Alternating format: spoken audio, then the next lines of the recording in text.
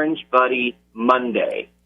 So have you heard about this before? I have, and I'm wearing a bright orange sweater today for it. Fantastic. So I've got my orange shirt on. If you want to learn more about the Orange Buddy Monday, you can actually read an article that was written by Suzanne Moore at the Press Republican. But to sum it up, a local family, Sandy and Ken Fuller, lost their adult son, Kerry, to suicide in 2011 without warning. This is, I guess, one of the examples of how we need to continue our conversation about suicide and suicide prevention. And the Fullers, they honor their son's memory every Monday by wearing his favorite color, which is orange. Oh, so, I love that. September is Suicide Prevention Month, and this is the last Monday in September, but it will not be the last time you hear me talk about stigma, mental health, or suicide prevention. However, it is a good idea to close this month with a plea for anyone who is struggling to reach out for help. And I know that asking for help can seem unnatural and overwhelming. Trust me, I struggle with this regularly. Oh boy, me too. So I've come up with 4 truths to keep in mind when asking for help. Does that sound good? I'm glad that I can ask you for them and I can get the information online, because I'm going to be too busy paying attention to write down, because this is something I really need to learn. I'm a lone wolf. I don't like to ask for help.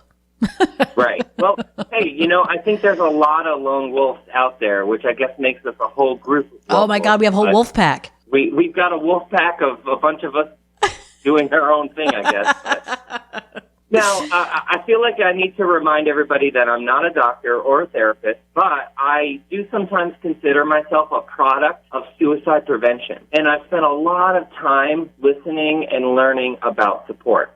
And before I get into this, it is important to understand that sometimes when you reach out for help, you might end up asking people who don't really know how to help you. Yeah. Or you might find people who care but don't necessarily know the best advice or how to offer the best support. So I'm going to suggest that you also, when reaching out to family members and friends, you also reach out to professionals. And I will have a short list of places and numbers that you can call, as well as information on a pretty fun, pretty neat upcoming recovery event. So, Amanda, if you are ready, I have my list of 4 truths to keep in mind when asking for help. I'm ready. Okay, so truth number 1, people want to help you. One of the excuses that we tell ourselves is that we don't want to bother anyone with our problem.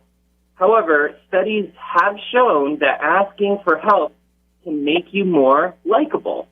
And this is an opportunity for you to make your loved ones feel important. And if you reach out to a mental health professional, just remember that we chose this line of work because we love helping people. So do us a favor and reach out. That was my tip number 1. Okay.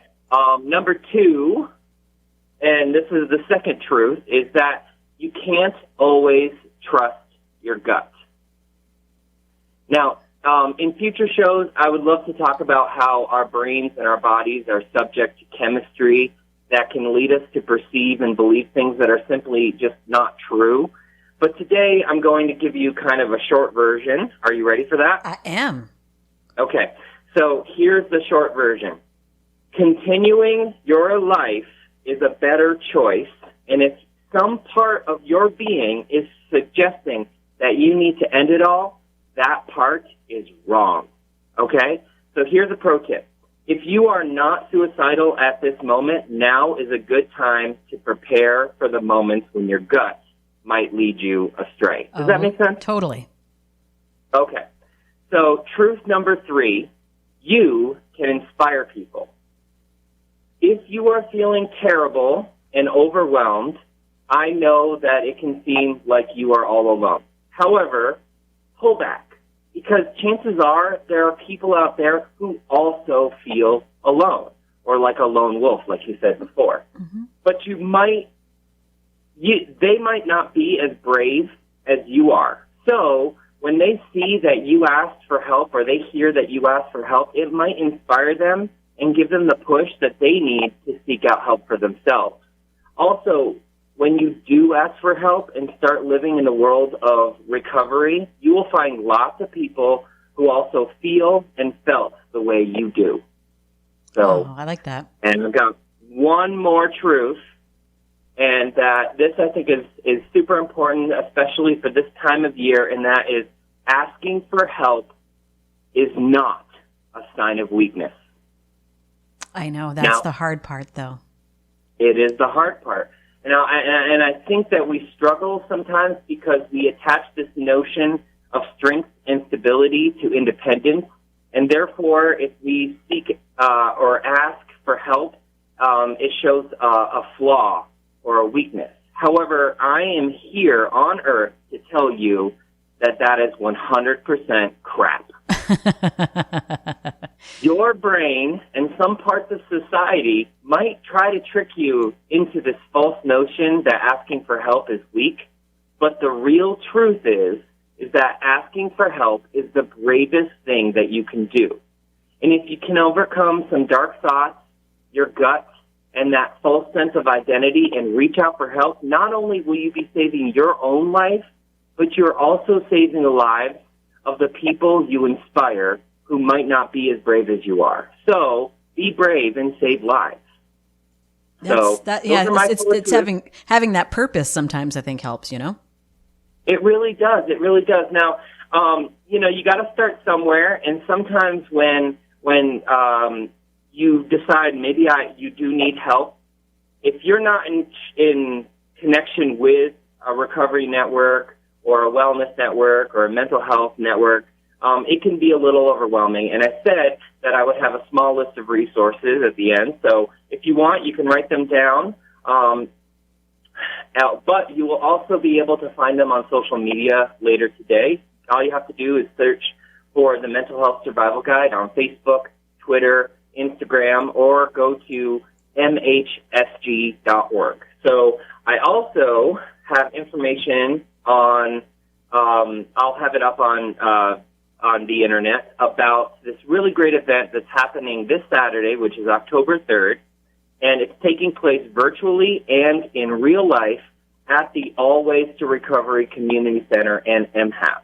It's free, and it's all about living and celebrating the recovery lifestyle. So here are some quick resources for you to reach out to, because if you're struggling with dark thoughts, you can find great support by calling the National Suicide Prevention Lifeline at 1-800-273-8255, or if you're into texting, just text HOME to 741-741, and that's the National Crisis Textline. But if you believe that you need ongoing local support, you can contact Behavioral Health Services North, which is BHSN. You can contact their Crisis Service Helpline, which is 1-866-577-3836. And you can also set up an intake at the Clinton County Mental Health Clinic, and their number is 518-565-4060. And one last number, if all of this seems overwhelming and confusing to you, feel free to schedule an appointment to meet with some of us over here at NAMI of Champlain Valley. Our number is 518-561-2685, and we'll do our best to help. Now, these numbers and resources are a good start, and you need to remember that you don't need to be full-on suicidal to reach out for help. Stop waiting until things get worse and show the world and yourself that you are brave. Yes. So there you go. And what you think is, when you wait for it to be worse, what you don't realize is that it could be pretty bad and you just have a pretty high pain tolerance. So, be mindful of the fact that if you've let it go on for so long, maybe you just kind of convinced yourself that you don't need it. You know what I mean? I struggle with that myself. Yep. So. Yeah, I mean, they say misery loves company, and sometimes ourselves are our best company, and we like to wallow, and we like to, or I don't think we like to wallow, but maybe it just feels so natural for us to kind of wallow and stew in our own, misery. But instead, there is another option, and that option is that you can ask for help. And the, worst case scenario, you ask the wrong person, and you ask the wrong resource, and you just try another one. Yeah. It's difficult, but it's a great first step. Well, I like that, and Nick, I will let you wrap up with the best part of the best tagline I have ever heard in my life. I will let you say that if you don't mind. Well, it is a tagline, but it's true, and I mean it.